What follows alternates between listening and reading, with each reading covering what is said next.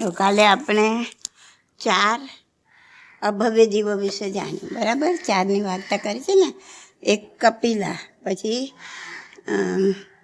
કાલસૌરિક કસાઈ, પછી પાલક અને બીજો પાલક, બરાબર? એક કૃષ્ણ ભગવાનનો દીકરો પાલક અને એક પેલા બધા સાધુઓને અંદર પીસ્યા ને, અને એમાં એ 500 સાધુ ગયા મોક્ષે, પણ જે એમના ગુરુ હતા, જેણે બધાને નિર્માવણા કરાવ્યા, એ હારી ગયા, એ વિરાધક બન્યા. કેમ?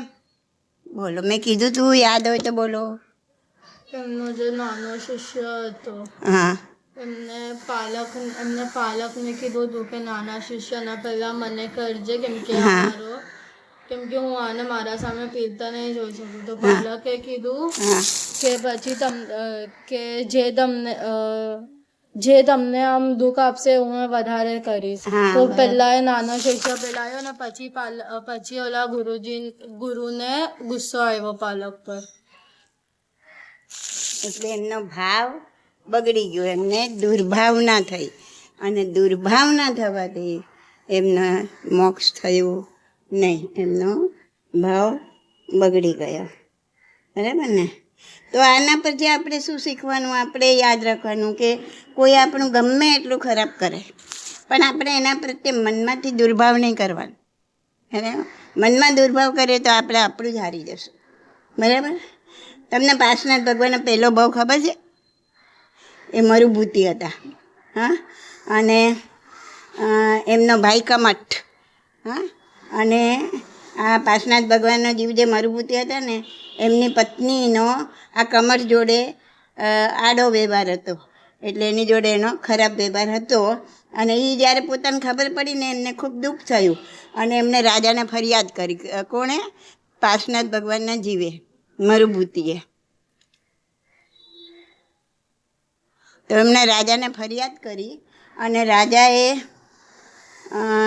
એ જે કમઠ હતો ને એને દેશ નિકાલ કર્યો, એટલે દેશમાંથી બહાર કાઢી મૂક્યો. એને ગધેડા પર ઊંધું મોઢું રાખીને બેસાડ્યો, એને આખું કાળું કાળું મોઢું કર્યું. લોકો એને પથરા મારતા હતા કે આવો છે એમ.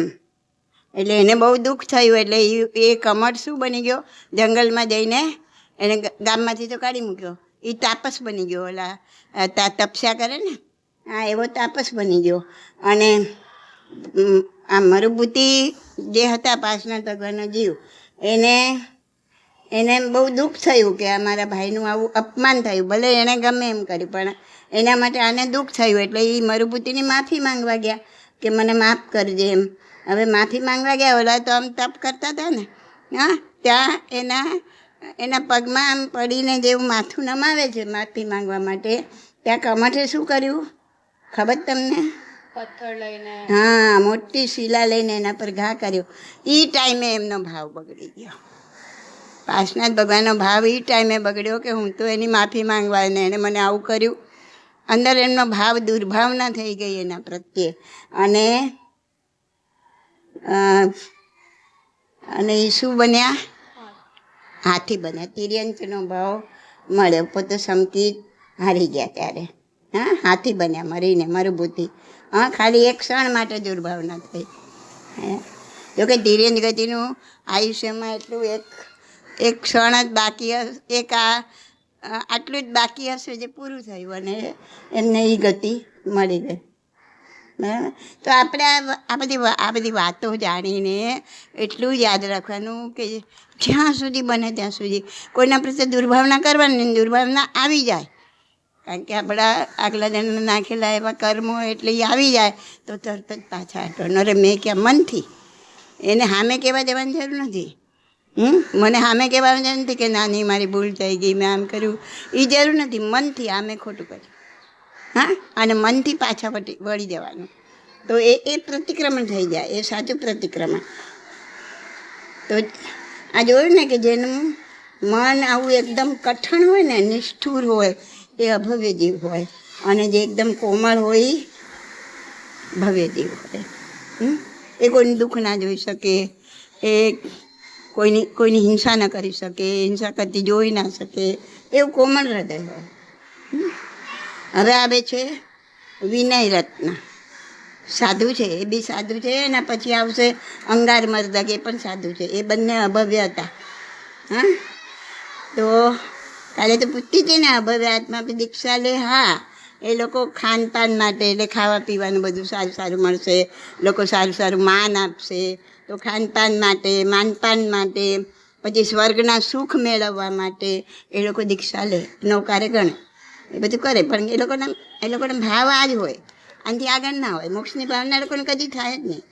એમનો સ્વભાવ જ એવો છે, ક્યારેય એમને મોક્ષની ભાવના ન થાય. હવે વિનય રત્નની વાત કહું છું તમને.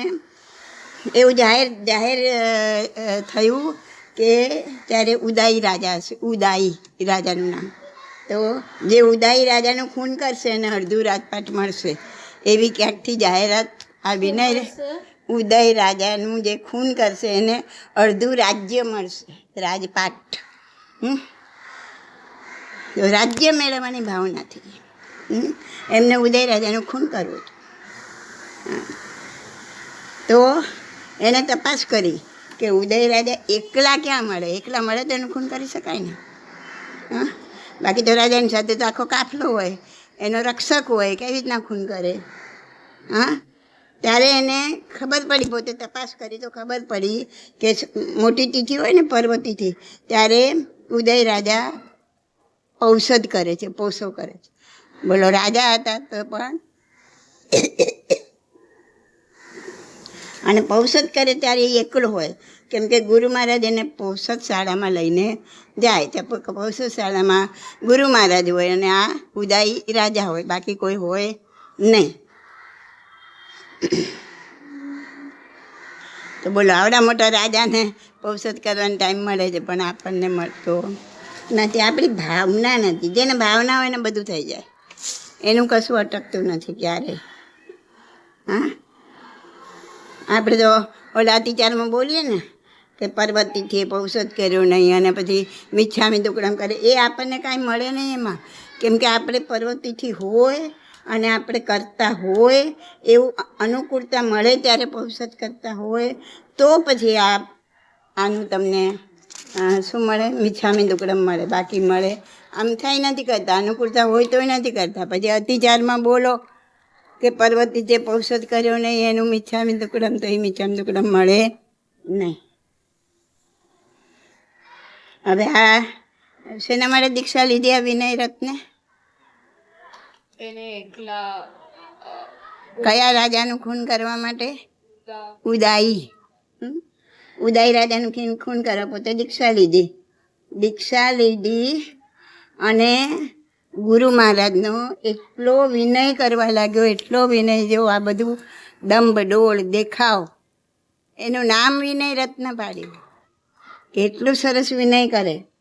હા, અને રોજ 2 વાર એ લોકોને ઓઘાનું પરિલેણ કરવાનું. એટલે ઓઘાનું ઓલું ખોલવાનું હોય એનું પરિલેણ કરીને પછી પાછું તે તો ઉપદાન કરે જ ને, એટલે તને ખબર જ. તો એ 2 વાર ઓઘાનું પરિલેણ કરે, પણ એમાં એક છરી છુપાવી હતી એને ઓઘામાં, અને મારવા માટે. હા, પણ એ કોઈને ખબર પડી નહીં. એવી રીતના એને છરી છુપાવી, એટલે એનું ધ્યાન રાખતો હતો કે 12 વર્ષ સુધી 12 યર પાસ થઈ ગયા, ત્યાં સુધી કોઈને ખબર પડી નહીં કે આણે આમાં છુરી છુપાવી છે. હા, ગુરુને પણ એના પર બહુ વિશ્વાસ આવી ગયો. અને જ્યારે પૌષધ કરવાનો હતો ને ઉદય રાજાને, ત્યારે ગુરુ એને સાથે લઈ ગયા. આવી રીતના એને ગુરુનું મન જીતી લીધું કે ગુરુ એને સાથે લઈ ગયા. નહીં તો અત્યાર સુધી ગુરુ અને રાજા 2 જ જતા હતા. તો એને એટલો વિશ્વાસ જીત્યો કે ગુરુ એનું વિનય રત્ન નામ બી પાડ્યું અને એને સાથે લઈ ગયા. અને અડધી રાતે ઉઠીને એને છરીથી ઉદય રાજાની નસ કાપી નાખી અને ઉદય રાજાને મારી નાખ્યા. એને મારીને ભાગી ગયો ત્યાંથી. આ મારા સાહેબ. તો કોના ઉદયમાં શું છે, કોણ કેવું કરશે, કોણ કેવું કરી રહ્યું છે, એ ક્યારે પણ એના બાહ્ય આચાર જોઈને માની લેવાનું નહીં, આ શીખવાનું. હા, અંદરથી કોણ કેવું છે આપણે જાણી શકીએ નહીં. ઊંચામાં ઊંચો આત્મા પણ હોય, સારામાં સારું ચારિત્ર પાળવાવાળો પણ હોય, થોડા જ ભાવમાં મોક્ષે જવાવાળો પણ હોય, અને આવો ઉદય વિનય રત્ન જેવો સાધુ પણ હોય. એટલે બાહ્ય આચરણથી કોઈનું કશું માની લેવાનું નહીં, એ આપણા મગજમાં રાખવાનું. પછી કોઈ શ્રાવક હોય, શ્રાવિકા હોય, કોઈ પણ હોય, અને હંમેશા આવા જૂઠા માણસો એ બહારથી બહુ સારું બતાવતા હોય, બહુ પ્રેમ બતાવતા હોય, અને અંદરથી વિચારતા હોય ક્યારે લાગ મળે ને ક્યારે આને પછાડું, અંદરથી ઈર્ષ્યા કરતા હોય.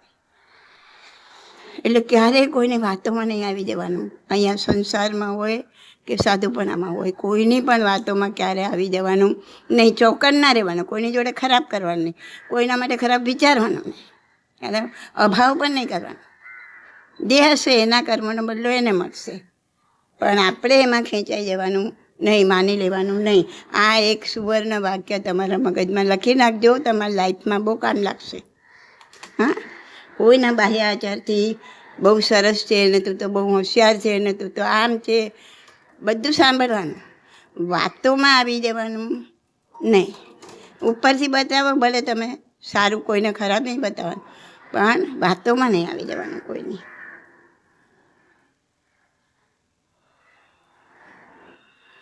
તો જે સંકિતી જીવ હોય ને, જે સંકિત પામેલો હોય ને, એ કોઈ દિવસ આવો પાપ કરે નહીં.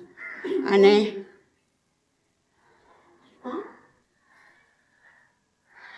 જે આવો નિષ્ઠુર હોય એ આવા પાપ કરે, કર્મના બંધ કરે.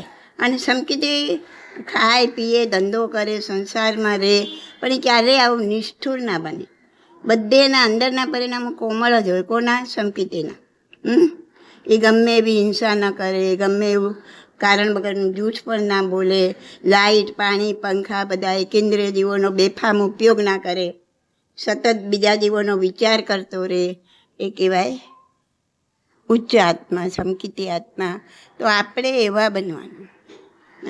આ બધું કહેવાનો અર્થ એ જ છે કે આપણું જીવન આપણે આવું બનાવવાનું.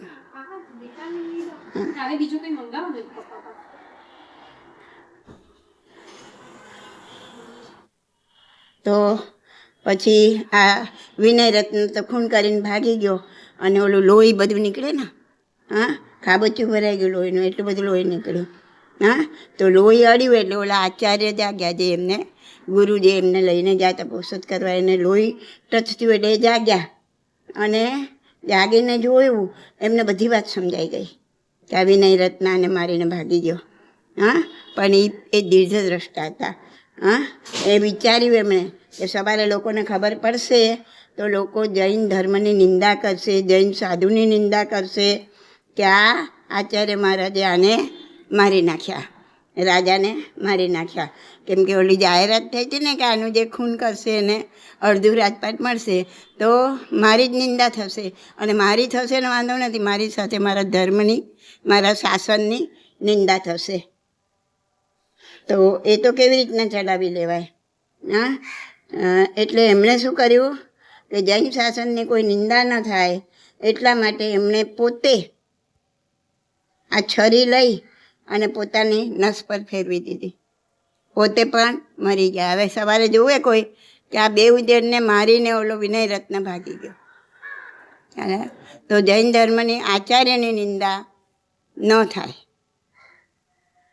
તો છરી પોતાના પર ફેરવી દીધી અને ધર્મની નિંદા કરતાં બચી ગયા. એટલે હવે લોકોએ જોયું, લોકો શું બોલ્યા કે આ વિનય રત્ન ખરાબ નીકળ્યો, એને રાજાને તો માર્યા પણ એને ગુરુને પણ છોડ્યા નહીં. આમ બધા સાધુઓની નિંદા થતી અટકી ગઈ એમ. તો આવા માણસો હતા. હવે આવા માણસો જોવાય મળે નહીં. તો આ વિનય રત્ન કેવો કઠોર હતો.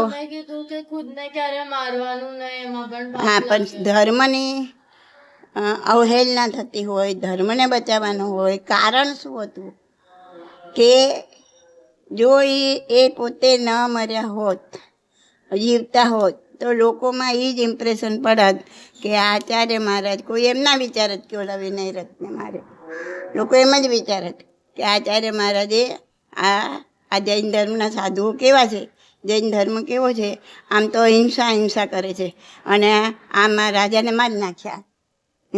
રાજાનું રાજ્ય લેવા માટે ઉદય રાજાને મારી નાખ્યા. તો એ ન થાય એટલા માટે પોતે મર્યા. પોતાને બહુ દુઃખ પડે છે, પોતાને સહન નથી થતું, અને પોતે આપઘાત કરે છે, એમ નથી કરતું. અને એમ કરવાનું પણ નહીં, કારણ કે બધા દિવસો જતા રહે, દુઃખના બી જતા રહે. એટલે દુઃખમાં દગી નહીં જવાનું, અને સુખમાં છકી નહીં જવાનું. ત્યાં બી વિચારવાનું કે આ દિવસો બી જતા રહેશે, કશું રહેવાનું નથી. એટલે હવે આવે છે અંગાર મર્દક સાધુ. એ પણ સાધુ છે, પણ અભવ્ય છે, ભવ્ય નથી. અભવ્ય આત્મા કેવા હોય એનું આ વર્ણન છે. અને એની અંદરથી ખૂબ હાર્દ લેવાનું છે, ખૂબ સમજવાનું છે, ખૂબ જાણવાનું છે. આપણી આખી જિંદગી બદલી નાખવાની છે, લાઈફ બદલી નાખવાની છે અંદરથી. બહાર તમે જે છો એ છો, જેવા છો એવા છો, જે કરો છો એ કરો છો. એટલે ટર્ન ફ્રોમ ઇનસાઇડ. તો એક જગ્યાએ એક શહેરમાં એક આચાર્ય મહારાજ હતા, અને એમને સ્વપ્ન આવ્યું. એણે સ્વપ્નમાં જોયું કે 500 હાથીનું ટોળું આવી રહ્યું છે, અને એમાં વચ્ચે એક ઊંટ છે. 500 હાથીના ટોળામાં વચ્ચે એક ઊંટ એમને સ્વપ્નમાં દેખાય. અને આચાર્ય મહારાજો તો બહુ જ્ઞાની હતા પહેલાંના. અને એમણે આ સ્વપ્નનો અર્થ વિચાર્યો, અને એમણે શિષ્યોને કહ્યું, એમના શિષ્યો જે હતા એને કીધું કે આ જે 500 ઉત્તમ સાધુઓ આવશે, જે 500 હાથી દેખાયા એ 500 ઉત્તમ સાધુઓ આવશે, પણ એના ગુરુ ઊંટ જેવા હશે. તો એવું જ બન્યું. તે દિવસે 500 સાધુઓ આવ્યા, અને એમના આચાર્ય આવ્યા. તો બધાને થયું કે આ સ્વપ્નની વાત તો સાચી છે. સાહેબે જેમ કીધું એમ 500 શિષ્ય અને એના એક સાધુ આચાર્ય એકબીજા આવ્યા છે. પછી એ જેને સ્વપ્ન આવ્યું હતું ને એ આચાર્યે આ બધા જે 500 શિષ્ય આવ્યા હતા ને એને સમજાવ્યું, એને જણાવ્યું કે આ ગુરુની નિશ્રામાં રહેશો તો તમારું આત્મકલ્યાણ થશે નહીં. આત્મકલ્યાણ તમારું જોખમમાં છે. ડેન્જર છે આમની જોડે રહેવું. તો આમની સાથે રહેવાય નહીં. એમને તો કોઈ માને નહીં. આવે તો કોઈ તમને 500 સાથે કોઈ કહે કે તમારા ગુરુ આ બરાબર નથી, એની જોડે ના રહેવાય, તો કોઈ થોડું છોડી દેવાનું છે. ઉપરથી એને જ કે ચૂપ બેસ. તો કે તમારે ખાતરી કરવી છે, તો કે રાતના માતૃ કરવા ઉઠે ને આ તમારા ગુરુ મહારાજ, તો એમને જાતે પરઠવા જવા દેજો. તમે કોઈ ઉઠતા નહીં, અને પછી શું થાય તે જુઓ. બરાબર. તો રાતના જ્યાં માતૃ વગેરે પરઠવાનું હોય ને સાધુ મહારાજને, સાધ્વી મહારાજને, એ લોકોએ જોઈ લેવું પડે જગ્યા કે ત્યાં કીડીઓના, બરાબર ને, કીડીઓના નગારા તો નથી ને, વનસ્પતિ વગેરે નથી ને, જમીન ચોખ્ખી છે ને, એ બધું અમને જોઈ લેવું પડે. તો સાંજે પ્રતિક્રમણ કરતાં પહેલાં બધું જોવાનું હોય. તો એ રીતે બધું જોવાઈ ગયું. પ્રતિક્રમણ શરૂ થયું. અને આજે ત્યાંના આજે મહારાજ સાહેબ હતા, ઓલા નહીં, અંગાર મર્દક નહીં, એણે અમુક જે ઉંમરવાળા શ્રાવકો હોય ને, પીઢ શ્રાવકો, એને કહી રાખેલું કે તમે આ રસ્તામાં માતૃ પરઠવા જવાના રસ્તામાં કોલસી પાથરી દેજો. કોલસી એટલે કોલસા, ખબર છે? કોલસા, કોલ. તો એની ઝીણી ઝીણી કણી, એનો એકદમ ભૂકો છે, નાની નાની કણી હોય ને એને કોલસી કહેવાય. તો એ કોલસી પાથરી દેજો રસ્તામાં. એવું એમણે કરાવી રાખ્યું. અને રાત્રે પછી કોઈ શિષ્ય ઉઠ્યા નહીં માતૃ પરઠવા માટે ગુરુ મહારાજનું. એટલે એ ઓલા જે અંગાર મર્દક આચાર્ય હતા ને એ પોતે જાતે જ માતૃ પરઠવા ગયા. હવે કોલસી ઉપર પગ મૂકે ને એટલે કીચું કીચું એવો અવાજ આવે. કોલસી પાથરી હોય ને એના પર આમ પગ મૂકીને ચાલે ને એટલે કીચું કીચું એવો અવાજ આવે. એમને તો ખબર નથી આ કોલસી પાથરી છે. હા, અને પોતે ચાલવા લાગ્યા. આપ માતૃપરઠવા એટલે આ કીચુડ અવાજ આવવા લાગ્યો. એટલે સાંભળીને શું બોલ્યા, અરે અરિહંતના જીવડા, તમે અહીંયાય ભરાયા છો,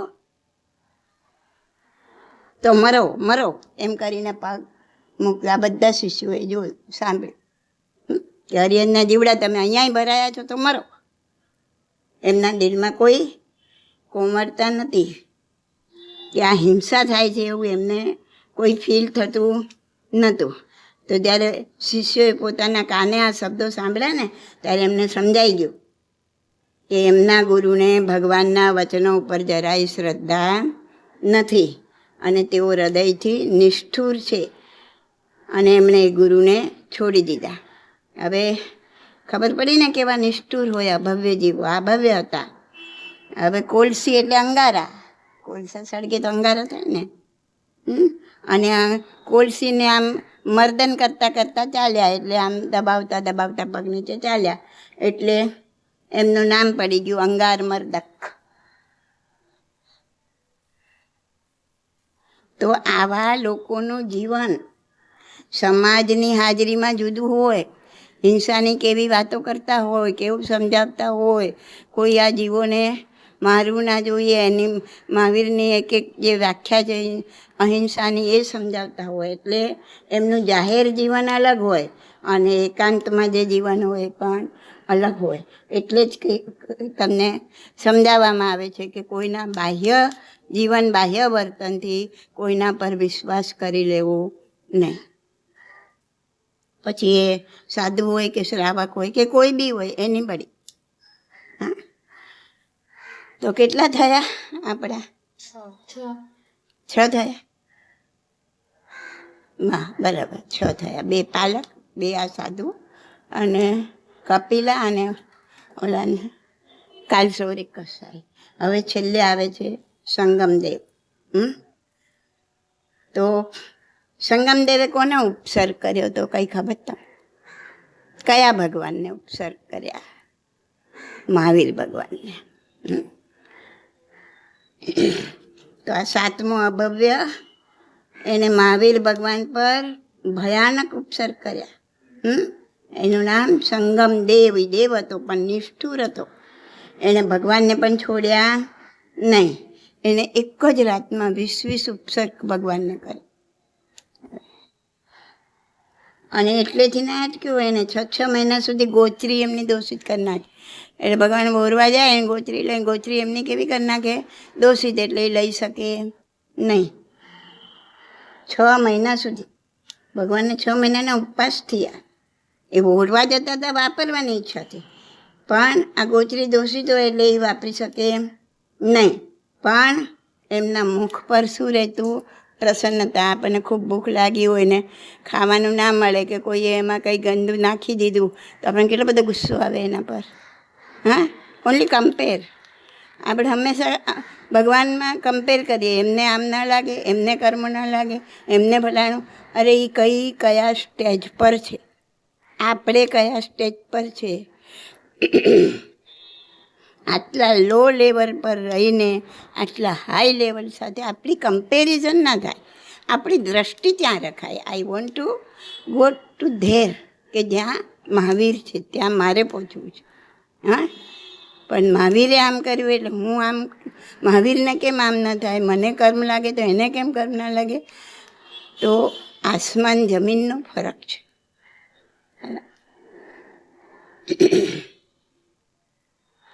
તો મહાવીરને ગોચરી દોષિત થઈ ગઈ. 6 મહિના સુધી ખાવા ન મળ્યું, છતાં એક પણ દિવસ એમના મોઢા પર ખિન્નતા નથી આવી. હંમેશા એમના મોઢા પર પ્રસન્નતા રહે. હા, જેટલી પ્રસન્નતા ગોચરી વાપરીને આવે ને એનાથી વધારે પ્રસન્નતા એમને ગોચરી વાપરાવી ના રહેતી હતી. આ મહાવીર.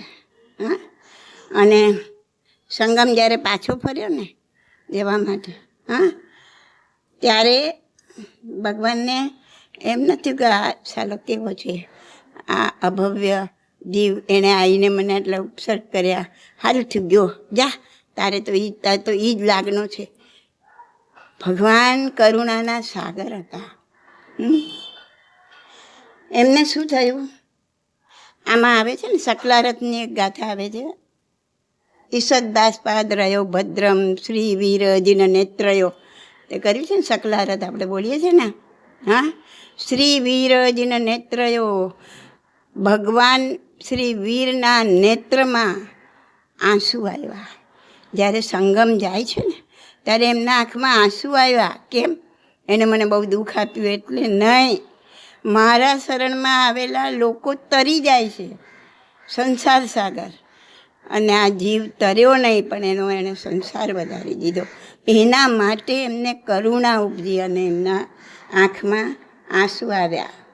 વિશ્વમ પિતાર્જીવો વયમસ્ય સંસાર કારણમ. અરે હું સંસારને માંથી તારવાવાળો અને હું જ એના સંસારનું કારણ બન્યો. કેટલું બધું એમના હૃદય દ્રવી ગયું હશે કે એમને આવું કરવાવાળા પર પણ એમને કરુણા આવે. હા, તો જ્યારે આપણને કોઈના પર અભાવ થાય, કોઈના પર એમ થઈ જાય કે આ તો કેવી છે, આમ છે, તેમ છે, ત્યારે આ યાદ કરવાના ભગવાનને. ત્યારે યાદ કરવાના કે હું જેને અનુયાયી છું, હું જેને મારા પરમાત્મા માનું છું, એ તો આવા હતા. એ તો એના પર આટલું ઉપસર્ગ કરનાર, 6 મહિના સુધી એની ગોચરીને અભક્ષ્ય કરનાર, એના પર બી એમને કરુણા ઉપજે છે. હા, તો જીવનમાં આ એક કામ કરો, બધું બીજું કંઈ ના થાય તો, કે ભાઈ જેના પ્રત્યે અભાવ થયો હોય, જેના પ્રત્યે, તો દિવસમાં એકવાર એક જણને યાદ કરીએ. આપણે એવા 500 હશે, 1000 હશે. હા, તો એનો કોઈ સારું કામ, સારી વસ્તુ, કાંઈક તો એને સારું કર્યું હશે ને. હા, એને ખાલી થેન્ક યુ કહો. ઓલું ભૂલી જાઓ, ફરગીવ કરી દો, માફ કરી દો, બીજું કાંઈ કહેવાની જરૂર નથી.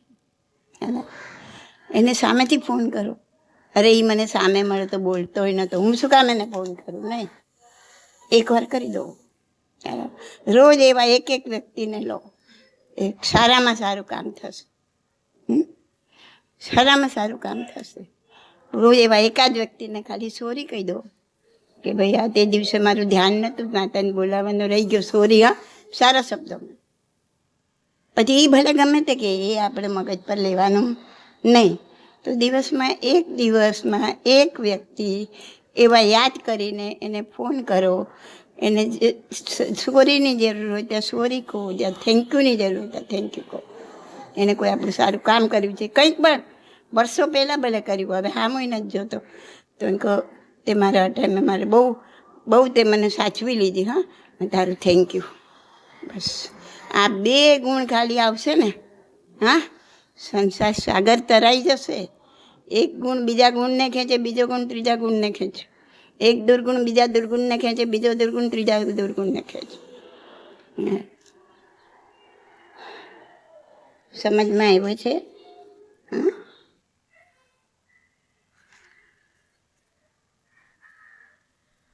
તો સંગમને વાત કરી ને હમણાં સંગમની, ભગવાન એને એક પણ શબ્દ ના કહ્યો. હા, કોઈ ક્રોધ તો ના કર્યો, કોઈ ઉપદેશ પણ ના આપ્યો, કારણ કે એ અભવ્ય હતો. એને કંઈ કહેવાનો કોઈ મતલબ નહોતો, તેને ઉપદેશ આપવાનો કોઈ અર્થ જ નહોતો. હા, છતાં એમના દિલમાં એટલી કરુણા ઉભરાઈ અને ભગવાનની આંખમાં આંસુ આવ્યા. જેને કહેવા જેવું એને કે ચંદ્રકોશિયાને કીધું ને, ભગવાને શું કીધું ચંદ્રકોશિયાને? શું કીધું? ખબર છે, બુજ્જ ચંદ્રકોશિયા. એ ચંદ્રકોશિયા, તું શાંત થા, તું શાંત થા. ભગવાનના શબ્દો સાંભળીને જ એને જાતિસ્મરણ જ્ઞાન થયું.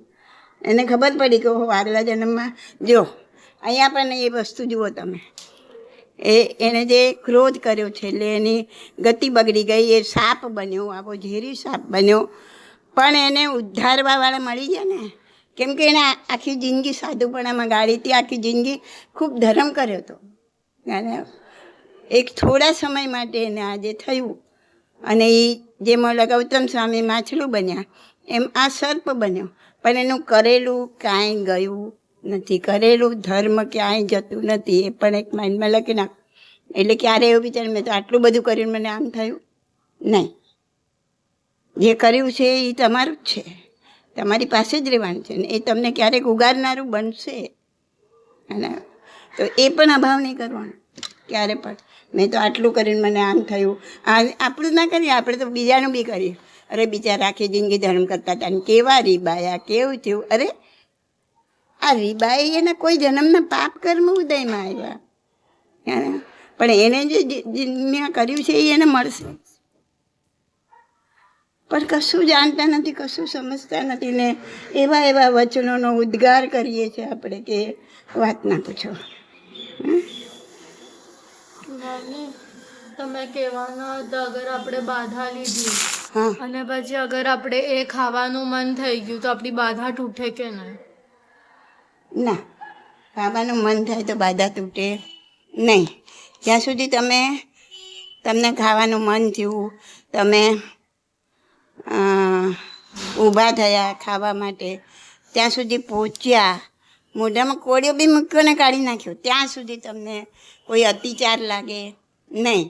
એ ગળા નીચે ઉતરી ગયું તો જ અતિચાર લાગે, ત્યાં સુધી અતિચાર. પછી બી આપણે સમાપના જે હા, એની આલોચના લઈ લેવાની, આલોચના લઈ લેવાની કે મને આમ થયું હતું એમ. બટ આપણે મન થયું, આપણે ખાઈ લીધું અને આપણી વાત ખાઈ લીધું તો તમને અતિચાર લાગ્યો તો એ પછી પણ તમે એની આલોચના લઈ શકો. હા, પણ પછી ચાલુ નહીં રાખવાનું. આપણી મોટી મુસીબત ઈ છે કે મેં એક વાર તો ખાઈ લીધું તો હવે શું છે, હવે બીજી વાર ખાવ. અરે એવું નથી. અગર આપણે બાધા લીધી, આપણે રોજ એ ખાઈએ અને રોજ એની આલોચના લઈએ. ના ના ના, તું રોજ અહીંયાથી જાય હું તને એક લાત મારું ને હું કહું સોરી, તો પહેલી વાર તો કે બરાબર છે, ભૂલથી લાગી. બીજી વાર પાછી લાત મારું હું કહું સોરી, તો હજી તું જવા દે, ચાલ ભાઈ. ત્રીજી વાર મારું તો કે હવે તાર સોરીનો કોઈ મતલબ જ નથી, તું જાણી જોઈને લાત મારે છે પછી સોરી કે. તો એક વખત બાધા તૂટી ગઈ, એવા ભાવ થઈ ગયા, ન રહેવાયું તો અતિચાર લાગી ગયો. તો એની આલોચના હોય, પણ એ આલોચના, એ પશ્ચાતાપ તમને ક્યારે મળે કે જ્યારે તમે હવે ફરીથી એ ભૂલ કરો ને, ફરીથી એ જ ભૂલ રિપીટ થાય તો એની આલોચના હોય નહીં. આલોચના જ છે, એનો પશ્ચાતાપ જ છે કે હવે એ ફરીથી ન થાય, એ જ એનો પશ્ચાતાપ છે. બાકી તમને એમ કોઈ કહી દે મારા સાહેબ કે તમે આ 2 એકાસના કરી લેજો કે 10 માળા ગણી લેજો, એ એનો પશ્ચાતાપ નથી. એ માળા કરશો, એકાસના કરશો, એનું પુણ્ય તમને મળશે. ઓલી બાધા તોડી છે એ તોડી છે, એનું પાપ પણ મળશે. તમે એમ કહો કે અજાણતાથી થઈ ગયું, તો અજાણતાથી તમે ગરમ તવા પર હાથ મૂકો તો હાથ દાઝવાનો જ છે. આગ એમ નહીં કે એને અજાણતાથી મૂક્યું છે તો મને નહીં દજાડ. હું એ જ પૂછવાની હતી કે આપણને ખબર જ ન હોય કે આપણે ભૂલથી આપણી બાધા તૂટી ગઈ અને આપણે આલોચના બી નહીં લીધી કેમ કે ખબર જ નથી. હા, તો એનું પાપ ન લાગે. પણ જ્યારે પણ ખ્યાલમાં આવે, આજે એવું થયું છે, હમણાં ખબર નથી, વર્ષો વીતી ગયા, 2 વર્ષ 5 વર્ષ, અને પછી ખબર પડી કે ઓહો આ મેં ભૂલ કરી નાખી હતી. હા, તો ત્યારે પણ એની આલોચના, એનો પશ્ચાતાપ ઓન ધ સ્પોટ કરાય. ઓન ધ સ્પોટ હૃદયમાં પાછા હઠો. દેટ ઇઝ ધ પ્રતિક્રમણ. આ મારાથી ખોટું થઈ ગયું, હવે આ મારાથી ક્યારેય થાય નહીં. હે આત્મા, હે પરમાત્મા, આત્મા જ પરમાત્મા છે. હવે તું એટલો સાવધ રહેજે, એટલો તારો ઉપયોગ રાખજે. પોતાના જ આત્માને કહેવાનું, કારણ કે એ બધું જાણે છે. તમે ભૂલી જાઓ, આત્મા નહીં ભૂલી જાય. કર્મ નહીં ભૂલે, આત્મા નહીં ભૂલે. તો હવે એટલો ઉપયોગ રાખજે, હવે એટલો સાવધ રહેજે કે આ ભૂલ ફરીથી થવી જોઈએ નહીં. એ ભૂલો રિપીટ ભવ થતી રહે છે અને આપણે એમાંથી બહાર નીકળી શકતા નથી. પણ જેટલા પાછા હશો ને એટલા તમે એમાંથી બહાર નીકળતા જશો. કેમ કે આટલું મોટું ઝાડનું થડ છે, તો તમે એક કુહાડો મારો તો તમને કંઈ ખબર નહીં પડે કે ઝાડનું થડ તૂટ્યું કે ના તૂટ્યું, પણ એક કુહાડો તો લાગ્યો ને. એકદમ બીજો મારશો, ત્રીજો મારશો, ચોથો મારશો, એ મારતા એક દિવસ એવો આવશે કે આખું ઝાડનું થડ તૂટી જશે. તમારી માન્યતામાં એ બેસી જશે કે આ ખોટું છે, આ નથી કરવાનું, હા, અને આ મારાથી થઈ ગયું. તો એને ટેકો નહીં મળે, તમારો એને સપોર્ટ નહીં મળે. સપોર્ટ મળશે તો એ ક્યારેય નહીં જાય. થઈ જાય. હવે એમાં શું થઈ ગયું, જવા દે ને. નહીં, ખોટું છે એ ખોટું જ છે, મનથી નક્કી કરો. કોઈને કહેવા જવાની જરૂર નથી. મનથી નક્કી કરો કે આ ખોટું છે એ ખોટું જ છે, આ મારાથી થઈ ગયું. હે આત્મા, હે પરમાત્મા, હવે ફરીથી આવું ન થાય એવી મને શક્તિ આપો, એવું મને બળ આપો, એવી મને બુદ્ધિ આપો, એવી મને સમજ આપો. તો એમાંથી તમે આજે નહીં તો કાલે, નહીં તો વર્ષે, નહીં તો 10 વર્ષે, નહીં તો 1 ભવે, નહીં તો 2 ભવે, 5 ભવે બહાર નીકળશે.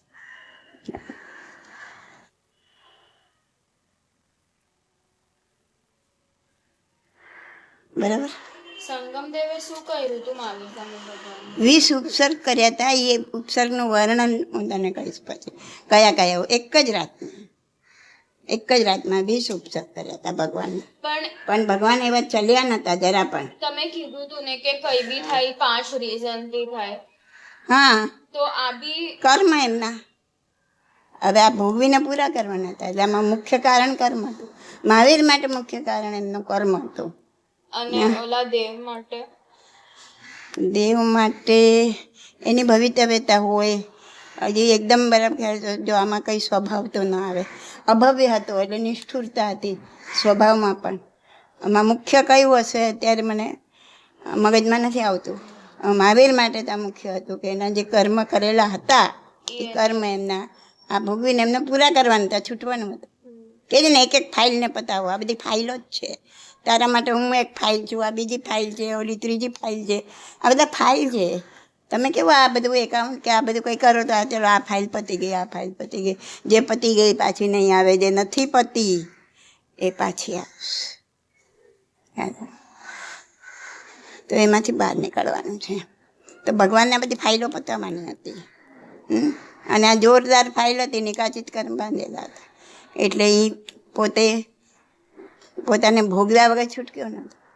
અને જો સહનશીલતાના ભાવે ના ભોગવો, સહન કરીને ના ભોગવો, ક્ષમતા ભાવે, તો પાછો એ ફાઇલ ચાલુ જ રહે, એના ગુણાકાર થાય. હા, સહન કરવું એ જ ધર્મ છે. હા, સહન કરવું એ જ ધર્મ છે. તો આ અભવ્ય જીવો કેવા હોય કે એ એક રાઉન્ડમાં બંગડી જેવો ગોળ આકાર, એ રાઉન્ડમાં ફર્યા જ કરે, રાઉન્ડમાંથી બહાર ન નીકળે. એટલે આ બધી ગતિઓમાં ફર્યા જ કરે. નિગોદમાં જાય ને કેન્દ્રિયમાં જાય ને 2 ઇન્દ્રિયમાં જાય ને પંચેન્દ્રિયમાં જાય ને દેવે થાય ને નરકે થાય ને પછી પાછા એકેન્દ્રિયમાં જાય. This is just like A Bengal, round Bengal. હા, પણ જે ભવ્ય છે ને જે મોક્ષે જવાના છે એનું કેવું છે કે એમનું આ કુંડાળું, રાઉન્ડ એટલે કુંડાળું, એમનું કુંડાળું મોટું મોટું મોટું થતું જાય. આ નાને અહીંથી શરૂ થયું, પછી એનાથી મોટું, પછી એનાથી મોટું, એમ. આપણે કેવું ઓલી મચ્છર, કછુઆ છાપ અગરબત્તી કેવી હોય, એના કુંડાળા કેવા છે? હા, પહેલાં નાનું, પછી એનાથી મોટું, એનાથી મોટું, એનાથી મોટું, એનાથી મોટું થઈને એનો એન્ડ આવી જાય, છેડો. હા, તો જે મોક્ષે જવાના છે, જે ભવ્ય જીવો છે, એના આવા કુંડાળા હોય. આવી રીતના રાઉન્ડ બંગડીની જેમ ફર્યા ન કરે. એ આત્માની ઉન્નતિ સાધી સાધીને બહાર નીકળે. અને જ્યારે છેલ્લું એક કુંડાળું બાકી રહ્યું, છેલ્લું એક રાઉન્ડ, હા, છેલ્લું એટલે ચરમ અને રાઉન્ડ એટલે આવર્ત, એટલે ચરમાવર્તમાં આવ્યા કહેવાય. એ જીવ શેમાં આવી ગયો? ચરમાવર્તમાં. કે જેને હવે ધર્મ સાંભળવો ગમે છે, ધર્મ કરવો ગમે છે, જેને મોક્ષ ગમે છે, જેને મહાવીરની વાણી ગમે છે. સંસારમાં હવે જીવ ઓછો થઈ ગયો છે, વધારે વૈરાગ્યમાં જીવ લાગવા લાગ્યો છે. આ બધું ચરમ આવર્તમાં આવવાના લક્ષણ છે. 100% નહીં માની લેવાનું, પણ ચરમ આવર્તમાં આવે એટલે કે છેલ્લા કુંડાળામાં જ્યારે જીવ આવે ત્યારે એ હવે એને મોક્ષે જવા માટે હવે આ એક જ રાઉન્ડ ફરવાનું રહ્યું. અને એ છેલ્લું ચરમાવર્ત કેટલું હોય તો કે એક પૂતગલ પરાવર્તન કાળ જેટલું. પૂતગલ પરાવર્તન કાળ પહેલાં તમને સમજાવ્યા હતા. તમને પલ્યોપમ સમજાવ્યું, તમને સાગરોપમ સમજાવ્યું, બરાબર. પછી તમને કાળચક્ર સમજાવ્યું. 10 કરોડા કરોડી સાગરોપમનો અવસર્પિણી કાળ, 10 કરોડા કરોડી સાગરોપમનો ઉત્સર્પિણી કાળ, એ ભેગા થઈને બંને 20 કરોડા કરોડી સાગરોપમ. હા, આવું એક કાળચક્ર થાય. તો આવા અનંતાકાળ ચક્ર વહી જાય, અનંતાકાળ ચક્ર, ત્યારે એક પૂતગલ પરાવર્તન કાળ થાય. તો હવે એક પૂતગલ પરાવર્તન કાળ બાકી રહ્યો, અને આજ સુધી આપણે આવા અનંતા પૂતગલ પરાવર્તન કાળથી આપણો જીવ ભમ્યા જ કરે છે.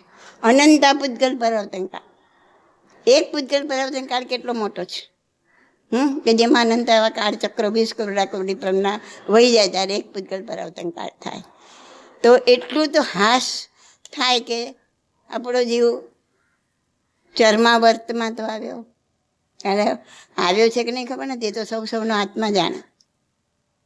પોતે આંતરિક પોતાનું કેવું છે એના પર, કે આંતરિક હવે પરિવર્તન આવ્યું છે, આંતરિક મોક્ષની ઈચ્છા થાય છે, આંતરિક અહીંથી છૂટવાની ઈચ્છા થાય છે, આંતરિક આ ભવ ભ્રમણથી કંટાળો આવ્યો છે, આવ્યો, હવે અંદર વૈરાગ્ય જાગ્યો છે.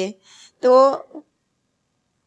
એમ માની શકાય કે હવે આત્મા ચર્માવર્તમાં આવ્યો છેલ્લા, અને એમ કે હવે સંસાર ગમતો જ નથી, કોઈ દુઃખ પડ્યું છે, કાંઈ એવું થયું છે ને સંસાર નથી ગમતો, તો એ વાત અહીંયા નથી. એ તો કાલે દુઃખ દૂર થઈ જશે એટલે પાછું સંસાર ગમવા લાગશે. એ વાત છે કે ગમે એવા સુખમાં બધું જ સારું છે, છતાં પણ અંતર હવે વૈરાગ્ય ઝંકે છે કે મને હવે આ જન્મ મરણના ફેરા જોઈએ જ નહીં. તો અર્ધ પૂતગલ પરાવર્તન, અડધું હવે કુંડાળું રહ્યું, તો અર્ધ પૂતગલ પરાવર્તન કાળમાં આત્મા પ્રવેશી ગયો.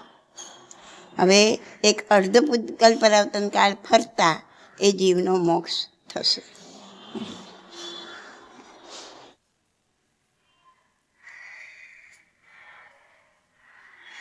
તો આ રીતના આપણે ભગવાન આપણા પર આટલો બધો ઉપકાર કરીને ગયા છે, આપણને આ બધું સમજાવીને ગયા છે. તો એકેન્દ્રપણાથી માંડીને પંચેન્દ્રપણા સુધીમાં ધર્મ આ એક જ છે, ક્ષમતા ભાવે સહન કરવા રૂપ ધર્મ, નો રિએક્શન, આત્માનો ઉપયોગ આત્મામાં જ રાખો, ધર્મ, અને એનાથી જ આત્માનો વિકાસ થાય. એકેન્દ્રમાં કયો ધર્મ કરે છે? આ એકેન્દ્રિય જીવો છે સામે, આ ઝાડ પાન બધા, એ લોકો પાસે કયો ધર્મ છે? એ કેવી રીતના ત્યાંથી બહાર નીકળશે? લોકોના મનના ભાવ જેવા ક્ષમતા ભાવે બધું સહન કરી રહ્યા છે. એટલે નિગોદમાંથી પણ કેવી રીતના બહાર નીકળ્યા, કે આટલા બધા જીવો એક સાથે હતો છતાં અકળાયા વગર જે જીવે સહન કર્યું, હા, એ બહાર નીકળવાનો એની ભવિતવ્યતા થઈ. તો નિગોદથી માંડીને એકેન્દ્રથી માંડીને બધે આ જ ધર્મ છે, ક્ષમતા ભાવે સહન કરો. હા, ક્ષમતા ભાવે ત્યારે સહન થાય કે જ્યારે તમે સામેલાને વાંક ગુનો જોતા નથી. જે તમને કાંઈ થાય છે એ મને મહારાજ કરેલા કર્મથી થાય છે, એ જો મગજમાં ફીટ બેસે તો જ આ ક્ષમતા ભાવે સહન થઈ શકે.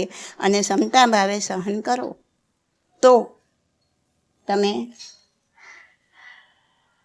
તમારા આત્માનો આધ્યાત્મિક વિકાસ સાધી શકો. ઓકે, હવે આગળ મને ક્વેશ્ચન છે. હા, બોલ.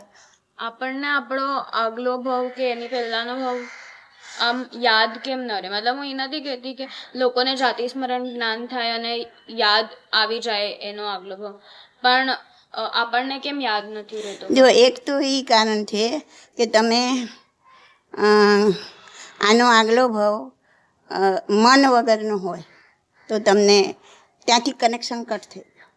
તમને આગલો ભાવે યાદ ના રહે ને એના આગલો ભાવે યાદ ના આવે, કારણ કે મન જ નહોતું. હવે આનાથી આગલો ભાવ તમારો કીડી છે કે મંકોડા છે કે વાંદા છે કે એવા કે જેને મન નથી. હા, તો મન વગરનો ભાવ જો હોય આગળનો, તો એને આગળના ભાવ ત્યાંથી કનેક્શન કાઢે. એની આગળનો ભલે મનવાળો હોય, પણ આ વચ્ચે મન વગરનો ભાવ આવી ગયો આની બરાબર આની પહેલાંનો, તો ત્યાંથી કનેક્શન કટ, તો તમને આગળના કોઈ ભાવ ખબર પડે નહીં.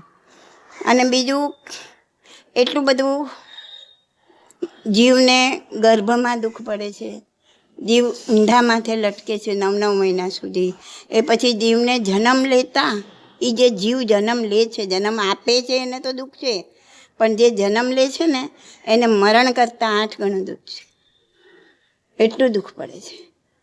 હા, તો આ બધામાં એ પોતાને એના મગજમાં આગળનું કશું યાદ રહેતું નથી. આ અતિશય દુઃખમાંથી એ પસાર થાય છે અને એને આગળનું કોઈ પણ ચીજ જન્મ લેતા કેવી રીતના 8 ગણું દુઃખ થાય? 8 ગણું 8 બહુનું 8 ગણું 8 ટાઈમ્સ 8 ગણું જ કીધું મેં. 8 ગણું દુઃખ થાય ને એને. આટલી નાની જગ્યામાંથી બહાર નીકળવાનું, કેટલી મથામણ કરીને બહાર નીકળવાનું, કેટલો મૂંઝારો થાય, એ બધું તમે શબ્દમાં વર્ણન ના કરી શકો. એ જીવ જે ભોગવે છે ને એને જ ખબર પડે. ખ્યાલ આવે? એ પોતે પણ યાદ નથી રહેતું. પછી હવે તો બાળપણ યાદ નથી કે જન્મ થયા પછી આપણું શું થયું, કે આપણને કેવી રીતના આપણે મોટા થયા, એ કશું યાદ નથી રહેતું. તો જન્મ વખતે જે દુઃખ પડે એ ક્યાંથી યાદ હોય? પણ એ બધા દુઃખ અને તકલીફ એટલા જોરદાર હોય છે કે જેમાં જીવને આગળનું કશું યાદ રહેતું નથી. અને બીજી એક વસ્તુ કે આ પણ તમારા એવા કર્મ હોય, તમારા એવા પુણ્ય હોય તો જ તમને આગલો જન્મ દેખવા મળે ને. આગલો જન્મ જુઓ. હવે તમે ભગવાનના સંવત્સરણમાં પહોંચી ગયા તો તમને આગળના 3, પછીના 3 અને એ ચાલુ ભાવ 7 ભાવનું તમને જ્ઞાન થઈ જાય, ખબર પડે. જેટલા બી સંવત્સરણો બે પછી તિર્યંચ હોય, મનુષ્ય હોય, કોઈ પણ હોય, એમને પાછળના 3 ભાવ દેખાય, હવેના 3 ભાવ દેખાય, 3 ભૂત, 3 ભવિષ્ય અને 1 વર્તમાન. તો 7 ભાવ જેને દેખાય એને 99% વૈરાગ્ય આવી જાય. કેમ કે પોતે જાણી લીધું કે હો કાંઈ અર્થ જ નથી આ બધાનો. ગમે એટલા પૈસા કમાવો, ગમે એટલી ડિગ્રી મેળવો, ગમે એટલું ઊંચું પદ મેળવો, ગમે એટલી સત્તા મેળવો, everything is zero eight last. અને એમાં પાછા આવા બધા ભાવ કરવા પહોંચી જવાનું. જાતિ સ્મરણ જ્ઞાન થાય અને પુણ્ય તો હોય, બટ એને પણ એ જ બધું દુઃખ સહન કરવું પડે ને જન્મ લેતા વખતે. તો એમને કેવી રીતના યાદ હોય? એટલે આ મેં શું કીધું પહેલાં, આગળનો ભાવ મનવાળો હોય, એનું એટલું પુણ્ય હોય તો એ બી પછી બધાને નહીં. આગળના ભાવ મનવાળા હોય એટલા બધાને જાતિ સ્મરણ જ્ઞાન થઈ જાય એવું નથી. એવા લાખો કરોડોમાં એકાદ જણ એવું હોય કે જેના એવા પુણ્ય હોય, એવા કર્મ હોય કે એમને આ નિમિત્ત બનવાનું હોય. કદાચ આગલો ભાવ જોઈને નિમિત્ત બને ને એને વૈરાગ્ય આવવાનો હોય. એ બધી ભવિતવ્યતા છે.